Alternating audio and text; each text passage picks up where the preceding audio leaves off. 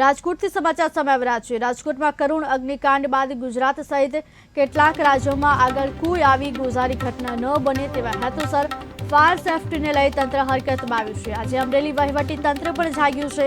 છેલ્લા 2 દિવસમાં Nagnath complex, Angel cinema, SBI bank સહિતના બિલ્ડિંગોમાં સીલિંગ પ્રક્રિયા હાથ ધરવામાં આવી રહી છે। ગઈકાલે નાગનાથ કોમ્પ્લેક્સ સીલ કરવામાં આવ્યું। આજે અમરેલી નગરપાલિકા ટીમ શહેર પોલીસને સાથે રાખી અમરેલી ફાયર વિભાગ અને ફાયરની ટીમ દ્વારા આજે માણિકપરા વિસ્તારમાં આવેલા એન્જલ સિનેમા અને SBI બેંક સહિત કેટલાક બિલ્ડિંગોમાં ફાયર સેફટીના અભાવે સીલ કરવામાં આવ્યા છે।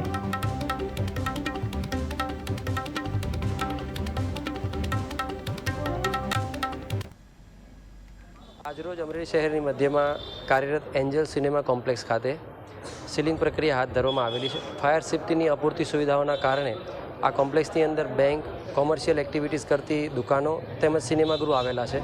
આ જગ્યા પર પબ્લિકના મેળાવડાઓને ધ્યાનમાં રાખીને કોઈ અઘટિત ઘટના ન ઘટે તેના શુભાશયથી આ કોમ્પ્લેક્સની આજે ફાયર સેફ્ટીની અપૂરતી સુવિધાના કારણે સીલિંગ પ્રક્રિયા